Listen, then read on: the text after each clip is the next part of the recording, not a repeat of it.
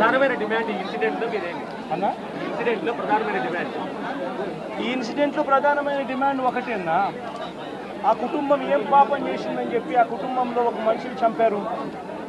చంపడమే కాకుండా ఆ కుటుంబాన్ని అప్రతిష్ట పాలు చేస్తూ ఆ పిల్లాడి మీద ఎలాంటి చెప్పుకోదగ్గ హత్యలు చేసిన కేసులో, లేకపోతే ఒక ఫ్యాక్షన్ కేసులో, లేకపోతే తనను ఒక ఫ్యాక్షన్ లీడర్ కిందనో, ఒక హత్యలు చేసిన వ్యక్తి కిందనో తనను ఒక ప్రొజెక్ట్ చేసి పోలీసులు ఏ రకంగా ఆ వ్యక్తి, ఆ పిల్లాడి వ్యక్తి ఆ జీవితము, ఆ కుటుంబం జీవితంతో చెలగాటలాడుతూ ఏ రకంగా వ్యక్తిత్వ హరణ చేస్తూ ఉన్నారో ధర్మమేనా?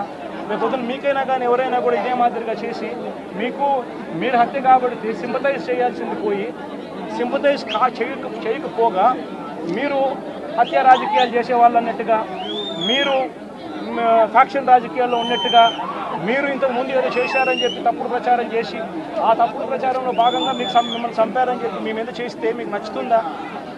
కనీసం పోలీసులు అనే వాళ్ళు ప్రేక్షక పాత్ర వీడి చంద్రబాబు నాయుడు అనే వ్యక్తి క్షమాపణ చెప్పాలి. మోస్ట్ ఇంపార్టెంట్ థింగ్, రాష్ట్రంలో జరుగుతూ ఉన్న దాడులను తాను ఖండించి క్షమాపణ చెప్పి ఇక మీదట ఇలాంటి పరిస్థితులు ఉండవు అని చెప్పి ప్రజలకు భరోసా ఇవ్వాలి. వైఎస్ఆర్సీపీకి ఓటు వేసిన వాళ్ళకు కూడా భరోసా ఇవ్వాలి. ఎందుకంటే ఈరోజు ముఖ్యమంత్రిగా తాను ఉన్నాడు అని అంటే కేవలం వైఎస్ఆర్సీపీ నుంచి కూడా ఒక 10% ఓట్లు అటువైపున తన మోసానికి అటువైపున నమ్మి అటువైపున పోయిన ఓట్లే కదా. ధర్మంగా అది కదా ఈ మాదిరిగా చేయడం. మొట్టమొదటిసారిగా చంద్రబాబు నాయుడు క్షమాపణ చెప్పాలి.